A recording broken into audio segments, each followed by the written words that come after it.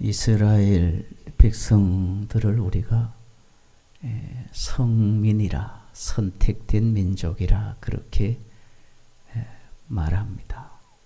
또 그 이스라엘 백성들이 곧 오늘의 우리 그리스도인이라 그렇게도 얘기를 합니다. 우리가 성경에 보면 예수를 믿는 사람들, 흔히 말하면 그리스도인들을 향해서 특별히 하신 그런 말씀이 있습니다.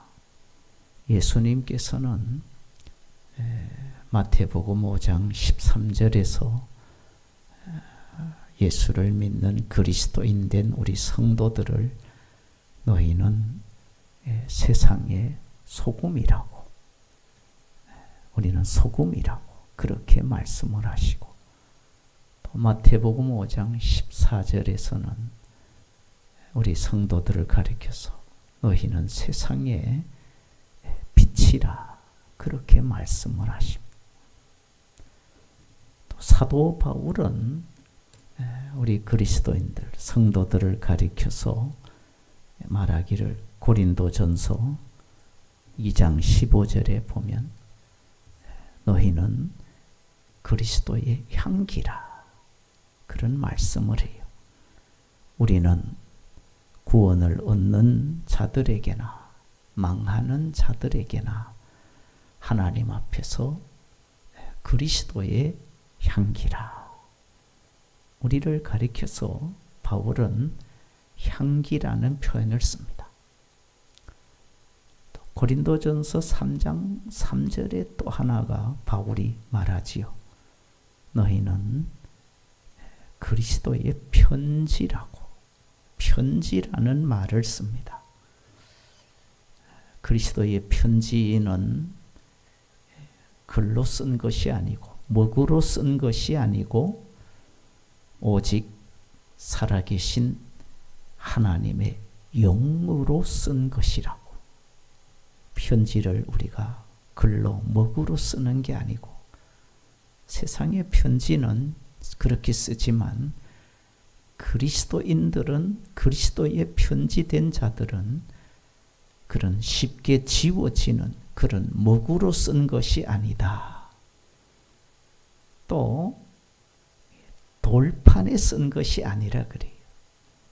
우리 교회 입간판이 그 돌에 썼잖아요. 세광교회라고. 선교의 비전을 품고 열방을 섬기는 이 세광교회, 그 글을 돌에 새긴 거예요. 돌에. 그 말은 잘 지워지지 않는다는 거예요.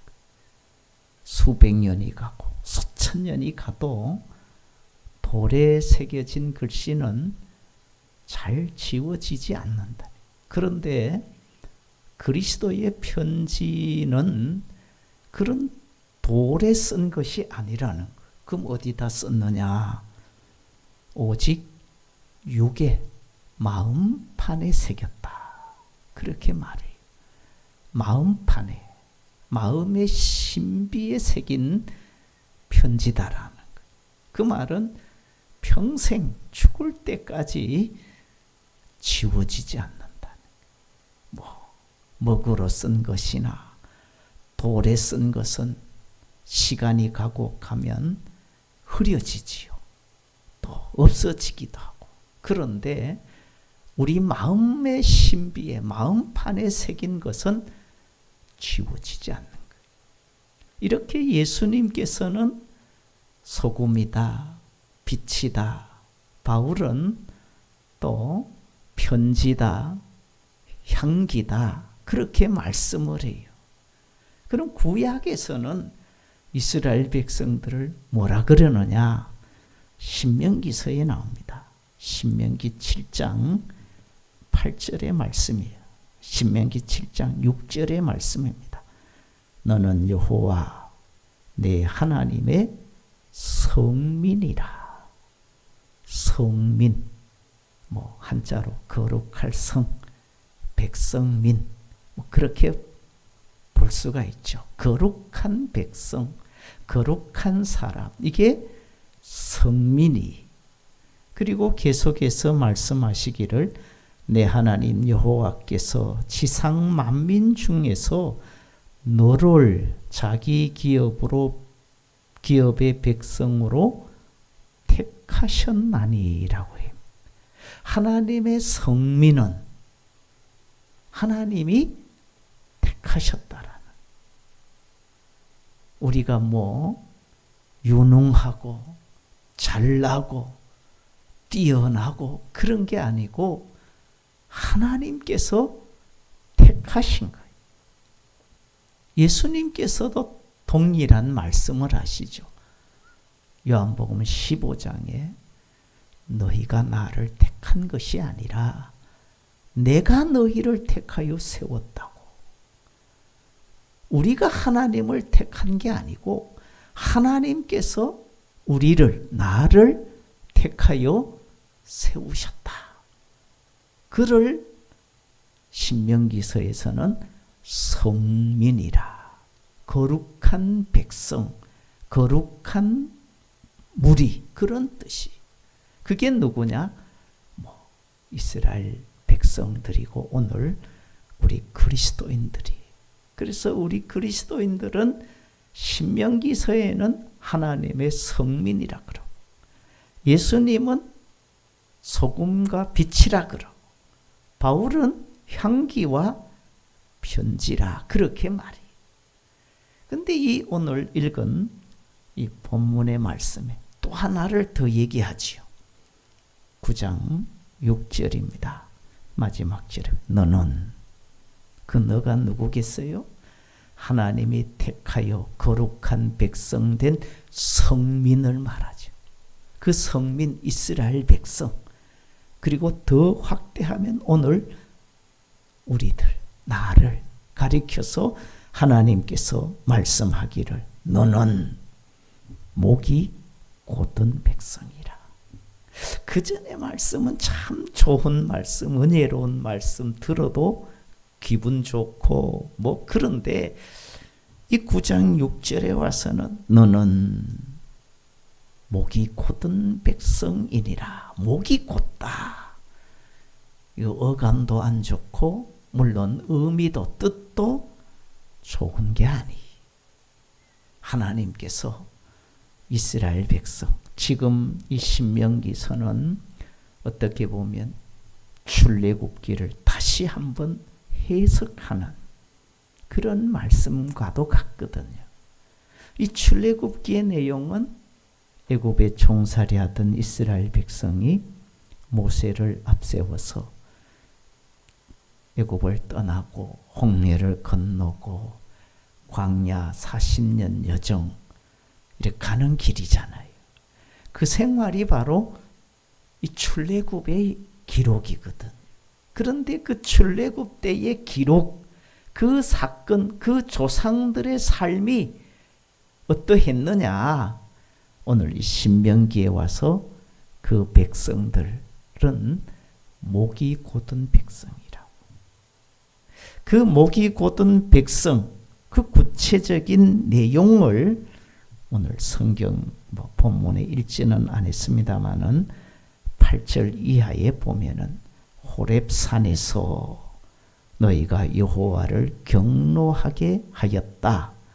그리고 9절에 가서는 그때에 내가 돌판들, 세우신 언약의 돌판들을 받으려고 산에 올라가서 40주 40야를 산에 머물었다. 우리가 잘 아는 십계명 얘기잖아요. 그러면 십계명을 받은 산이 우리가 전통적으로 알고 있는 산은 시내산이. 근데 오늘 8절에는 시내산이라 그러지 않고 호렙산이라 그래요. 시내산에서 분명히 하나님께서 모세를 통해서 두 돌판을 주셨는데 이 신명기 와서는 시내산이 아닌 호렙산이라고 되어 있어요. 우리가 아는 호렙산은 어떤 산이에요? 출애굽기 3장에 나오는 하나님께서 모세를 부르셨던 산. 장인 이드로의 양무리를 치고 있을 때 떨기나무 불꽃 가운데 하나님의 부르심을 받고 네가 선 곳은 거룩한 땅이니 내 발에서 신을 벗어라. 그랬던 그 곳, 그 산이 호렙이잖아요. 호렙. 하나님께서 모세를 불러서 사명을 주고 애굽에 내려가서 내 동족, 내 민족을 구하라. 이런 미션을 주고 받았던 그 산이 호렙산이. 근데 오늘 이 신명기에 와서는 이 호렙산에서 그리고 9절에는 두 돌판 얘기가 나와요. 그럼 어떻게 보면 이게 맞지 않잖아요. 차라리 8절에 호렙산이 아닌 시내산에서 그렇으면 아무런 문제가 없이 우리가 이해를 할 수가 있죠. 십계명 받은 산. 아니면 호렙산이 아니고 9절에 두 돌판 얘기가 안 나오면 또 괜찮은데 이게 같이 나오니까 두 돌판을 받은 산은 신의 산인데 호렙이라 그러니까 이런 성경 구절을 가리켜서 난해 구절이라 그래요. 쉽게 해석하기가 어렵다라는. 이거는 뭐 저도 어렵고 저보다 훨씬 연구하신 신학 교수들이나 박사들이나 주석가들도 어렵다라는 거지. 한동안 우리 기독교 서적에 좀 많이 읽혔던 책 중에 하나가 떨기나무라고 하는 책이 있습니다. 그 떨기나무라고 하는 책은 김승학, 그때는 집사님이셨는가 많이 그래요. 그분이 사우디아라비아 왕실 주치의로 7년 동안 근무를 해요. 그 사우디아라비아가 뭐 우리는 가기 어려운데 이 김승학 그분은 떨기나무라는 책에서 하나님께서 모세에게 주셨던 그 돌판을 주셨던 그 신의 산은 지금 우리가 알고 있는 뭐 성지순례를 다녀오는 그곳이 신의 산이 아니고 사우디아라비아 어디에 있는 산이다. 뭐 그렇게 주장을 해요. 학설로 인정은 받지는 못하지만은 주장이 달라요. 그만큼 성경도 좀 이해하기 어려운 구절이 있다라는 거예요. 그런데 그 김승학 그분이 책에서 이 구절을 이렇게 얘기했어요. 신의 산 옆에 또 하나의 작은 봉우리가 있는데 그 봉우리를 호렙산이라 그렇게 얘기를 했어요. 뭐 어쨌든 산이 어디였다 그것보다도 거기에서 이스라엘 백성들이 뭐 했느냐는 거죠. 모세가 40주 40야 하나님이 부르셔서 신의 산에 올라갔어요. 그리고 내려오지 않지요. 그리고 산 아래에 있는 아론을 비롯해서 백성들이 기다려도 모세가 내려오지 않고 요즘처럼 휴대폰이 있는 것도 아니고 하몽차사. 그래서 한 짓거리가 송아지 만든 거잖아요.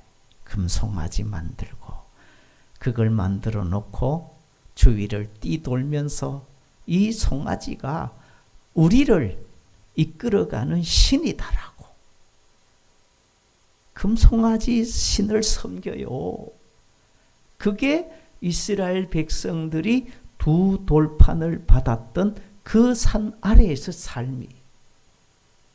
모세가 돌판을 받아가지고 내려오다가 뛰노는 소리를 듣고 이건 하나님을 찬양하고 경배하는 소리가 아니다. 알아보니까 우상 만들고 송아지 만들고 그래서 성경에 보면 모세가 돌판을 던져서 송아지를 부숴버리고 그 송아지를 갈아서 백성들로 하여금 마시게 했다. 그런 기록이 있죠. 그게 바로 두 돌판을 받으러 올라간 사이에 있었던 이스라엘 백성들의 사건이 하나님 섬기지 않지요. 우상 만들어 섬겨요. 잠시 동안. 그 사건이 바로 오늘 8절 이하의 또 하나 사건이고 그리고 22절로 건너가면 너희가 다베라와 마사와 기브롯 핫다아와에서도 여호와를 경노하게 하였다. 이건 지명이지요. 그 지명, 다베라, 마사, 기브롯, 핫다아와, 거기서 그들이 여호와를 경노하게 했다. 이 다베라의 불의 사건이 민수기 11장 1절에서 3절의 말씀. 거기에 보면은 악한 말로 하나님을 원망할 때 하나님께서 진노하셔서 불로 징계를 하셨던 곳이 바로 다베라의 불입니다. 하나님 앞에 악한 말로 원망하니까 하나님께서 불을 내려서 그들로 징계했던 그곳이 바로 다베라 사건입니다. 그리고 마사, 이 마사는 또 다른 말이 무리바입니다. 무리바의 반석이죠. 물이 먹고 싶고 목이 가랬을 때 마실 물을 달라고, 그래서 모세가 반석을 쳐서 물을 내게 했던 곳, 거기서 다투었다 그러죠. 무리바의 반석, 다툼. 그것들이 거기서도 원망하고 불평한 거예요. 기브롯 핫다아와 민수기 11장 4절에서 34절의 말씀. 이 다베라의 사건이 있고 얼마 지나지 않은데 참 변덕스러운 이스라엘 백성들, 그들 중에 출애굽하고 나왔을 때에 다른 인종들이 함께 섞여왔다 그러지요. 이스라엘 백성들만, 히브리인만 나온 게 아니라 그들 속에 섞여온 다른 인종들이 성경에 보면 탐욕을 품고 먹는 것 때문에 불평해요.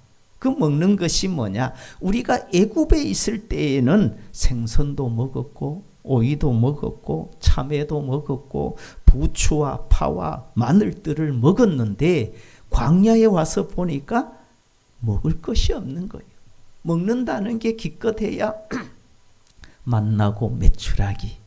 하루 이틀 먹으니까 이것도 짜증도 나고 실증도 나지요. 그래서 그 다른 인종들이 백성들을 독려해서 먹는 것으로 불평불만을 하지. 그게 바로 기브롯 핫다아와 사건이. 그들이 바로 출애굽 시대, 광야 시대 때에 있었던 조상들의 삶이거든요. 다베라의 사건, 마사의 사건, 기브롯 핫다아와의 사건, 다 그것은 그들 속에 악한 말, 원망, 불평, 이걸 누가 한 거예요? 이스라엘 백성들, 그들의 조상들이 한 거예요. 그래서 이 신명기에 와서 그들을 가리켜서 너희는 내 앞에 목이 곧은 백성이라. 너희 조상들의 삶은 과거를 보면 이렇게 목이 곧은 사람, 이 곧다는 말 찾아보니까 뜻이 몇 가지가 있어요. 완고하다, 고집이 세다, 견고하다, 그런 뜻이. 곧다라는 말이 우리말로 곧다 하면 뭐 똑바르다는 거잖아요. 뭐 비뚤어지지 않고 목이 똑바로 서 있으면 이게 뻣뻣한 거잖아요. 목이 좀 부들부들해야지. 그래야 뭐 사방도 보고 인사도 하고 이런데 이게 목이 뻣뻣하게 굳어 있으면 볼 수도 없고 인사도 안 되고 이게 참 그런 거예요. 목이 곧은 백성, 완고하다는 거예요. 하나님 앞에 이 백성들이 너무 완고하고 고집이 세고 견고하다. 좋은 평가가 아니잖아요. 이 말의 그 원어의 뜻을 이렇게 놨더라고요. 길들여지지 않은 소의 모습과 같다. 길들여지지 않은 소, 날뛰잖아요. 날뛰지. 이 소에 관한 우리나라 뭐 전통 풍습 중에 하나는 솥싸움이죠. 솥싸움. 청도 솥싸움이 유명하다 그래요. 거대한 몸짓을 가진 그 황소들, 그 황소들이 육중한 몸을 가지고 서로 뿔을 부딪히면서 상대를 향하여 박치기 하는 이 청도 소싸움이 아주 유명한. 또 에스파니아, 스페인이죠. 스페인에는 이 우리와는 다르게 이 투라는 게 또 유명하죠. 소를 가지고 이 성난 소를 가지고 투사가 이 날카로운 검으로 달려드는 그 소를 피하기도 하고 결국에는 찔러서 쓰러뜨리는 이 투사 검객들, 이게 스페인의 투 경기입니다. 미국의 이 소에 관한 것이 미국 서부 지역에서 시작된 카우보이들이 한 로데오라고 하는, 로데오. 우리가 하면 TV로 보면 종종 보지. 사람이 그 소 위에 안장 위에 타고 잡고, 그러면 소가 얼마나 날뜁니까? 제어하지 못하잖아요. 그 위에 탄 사람은 떨어지지 않으려고 발버둥 치고, 그 소는 떨어뜨리기 위해서 날뛰고, 그게 로데오 경기거든. 그걸 우린 직접 하지 못하니까 장난감으로도 이 로데오가 나와서 거기 타고 얼마나 오래 버티는가 경기하잖아요.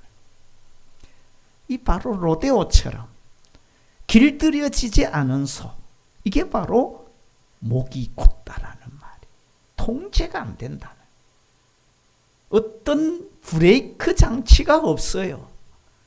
자기 마음대로, 자기 주장대로 하는 거예요.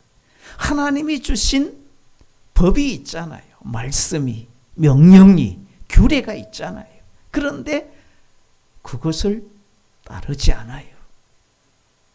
마음에 맞지 않고 기분에 들지 않으면 원망하고 불평하고, 그게 바로 목이 곧은 백성들의 삶이 완고하지요. 또 이 목이 곧다라는 말의 또 하나는 이 강팍하다는 말이에요. 강팍. 뭐가? 마음이 강팍이. 우리의 마음이 어떠해야 돼? 바울은 빌립보서 2장 5절에 이렇게 말하죠. 너희는 이 마음을 품으라. 그리스도 예수의 마음이니. 예수의 마음을 품으라. 예수님의 마음은 강팍한 마음이 아니잖아요. 강팍한 마음은 예수님 당시로 보면 헤롯 왕이겠지. 2살 이하의 사내 아이 다 죽이라고 했던 그런 악한 왕, 이 마음이 강팍한 왕이. 모세 시대 때에 강팍한 바로 왕이 있어요. 그런 마음이 강팍한 마음이에요. 그런데 예수님은 그런 마음이 아니라 마태복음 11장에 말하죠. 나는 마음이 온유하고 겸손하다. 예수님의 마음은 온유하고 겸손한 거예요. 부드럽다는 거예요. 유순하다는 거예요.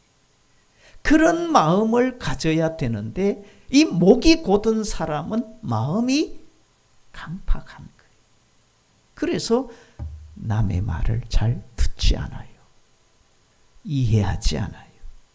배려하지 않아요. 자기 주장, 자기 고집이 세요. 그런 목이 곧은 사람 하나님께서 원하지 않아요. 우리 판소리인가 해악극에 보면 잘 아는 흥부전. 동생 흥부의 마음은 강팍하지 않는데 반대로 놀부의 마음은 어떻게 보면 강팍한 마음. 그래서 사람들은 놀부와 별로 그렇지 않은데 놀부를 좋아하는 사람은 별로 없어. 놀부하면 심술, 심보가 좀 그런 사람. 이 놀부에 대해서 호감을 가진 사람이 별로 없어요. 흥부는 왠지 정이 가고 마음이 그런 거예요. 우리의 마음이 강팍하면 예수님이 말씀하신 씨 뿌리는 비유로 말씀하시면 그 씨를 뿌렸을 때에 그 떨어진 씨가 떨어진 땅, 그 땅은 뭐 일반 이런 땅이 아니라 그 말씀을 받아들인 마음의 밭이라 그러잖아요. 마음의 밭. 그 강팍한 마음의 밭은 열매 맺지 못하는 방이. 그게 바로 돌짝밭이고 길가고 가시떨기와 같은 마음의 밭은 강팍한 마음밭이. 그러나 씨앗이 떨어졌을 때 30배, 60배, 100배를 맺었던 좋은 땅을 옥토라 그러죠. 그 땅은 부드러운 땅이에요. 그 땅이 바로 주님의 마음이에요. 이 목이 곧은 백성은 바로 그런 강팍한 마음을 가지고 살아가요. 말씀이 떨어져도 열매가 없어요. 자라기는 자랄 수 있어요. 그러나 끝까지 자라지 못해요. 새가 가로채기도 하고 뜨거운 태양이 뿌리를 태워버리기도 하고 가시떨기가 자라지 못하게 하고, 그래서 농부로 하여금 오히려 헛수고 종자 씨만 버리게 하는 그런 결과를 가져와요. 그게 바로 목이 곧은 백성, 이스라엘 백성들이.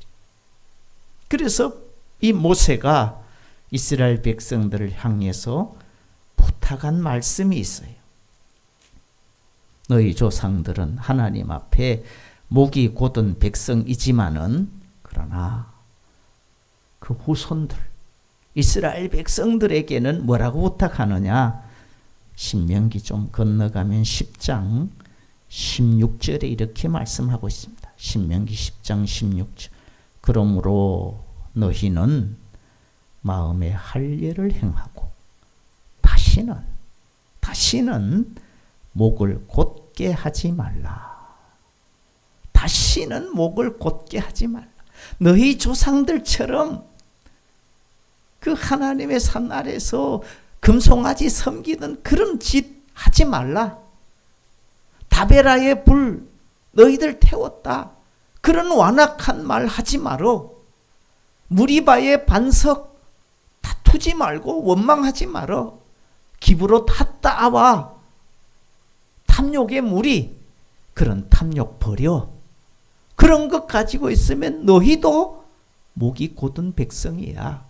그러므로 너희는 마음의 할례를 행하고 다시는 이 말을 바꾸어 말하면 여러 가지가 있어. 제발 부탁한다. 내가 다시 두말하지 않도록 꼭 기억하고 지켜. 뭔 말이야? 목을 곧게 하지 마라. 고집 부리지 말고 날뛰지 말고 완악하지 말고 강팍하지 말어. 이스라엘 백성들에게 하나님께서 너희가 장차 약속의 땅 가나안 땅에 들어가는데 그 땅에 가서 너희 조상들처럼 목이 곧은 백성 되지 말고 다시는 내가 제발 부탁하는데 목이 곧은 백성 되지 말아라. 그 말은 가나안 땅에 들어가서 고집 부리지 말고 고집불통되지 말고 완악하고 강팍한 마음 되지 말고 길들여지지 않은 소처럼 날뛰지 말고 온유와 겸손함으로 주의 말씀의 법에 순종하는 자가 돼요. 그 부탁을 모세가 지금 하고 있는 거예요. 그 부탁이 오늘 저와 우리들에게 하는 부탁인 줄로 믿습니다. 우리도 하나님 앞에 목이 곧은 백성이 되면 안 돼. 좀 부드러워야 돼.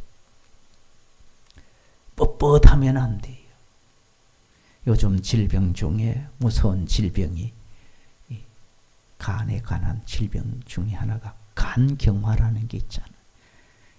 간이 사람의 간은 못 봤지만 제가 닭을 이렇게 잡아보거나 돼지를 잡아 이런 짐승을 잡 그 간이 얼마나 부드럽습니까? 얼마나 부들부들하잖아요. 그게 제가 잘 모르지만 간경화, 그 말 그대로 하면 부드러운 게 굳어간다는 거죠. 굳어가면 이게 안 되는 거. 뭐 지난 과거 얘기지만 우리 교회가 충성교회 합했을 때 그때 중심을 잃었던 집사님이 송춘재 안수 집사. 그분이 일찍이 돌아가셨잖아요. 뭐로? 간경화로 돌아가신. 그때 나이가 40이 됐는지 제가 정확하게 모르겠어요. 안수 집사. 신체는 얼마나 건장하고 좋습니다. 또 신앙도 믿음도 얼마나 저도 참 의지하고 그랬는데 결국에는 일찍이 간경화로 돌아가신. 이게 뻣뻣하고 부드럽지 못하니까 결국에는 그렇게 되는 우리의 신체 장기가, 하물며 우리의 삶도, 우리의 삶의 자리도 이렇게 뻣뻣해지고 굳어지고 목이 곧게 겸손하지 못하면, 부드럽지 못하면, 유순하지 못하면 결국 우리에게 덕이 아니고 유익이 아니고 우리에게 화가 미치게 된다. 그래서 모세는 너희는 다시는 목을 곧게 하지 말라고. 목을 곧게 하지 말라. 교만하지 말고 강팍하지 말고 완악하지 말고 예수님처럼 부드러운 사람이 되라. 그런 삶을 주님이 요구하시고 오늘 우리에게 모세를 통해서 우리에게 명하시는 말씀입니다. 주의 나라에 들어가는 그날까지 광야 인생 여정 삶의 자리에 이 강팍함, 완악함, 고집 부리고 겸손함으로 주님을 섬겨가는 가나안 땅의 주인공 되는 성도가 되겠습니다.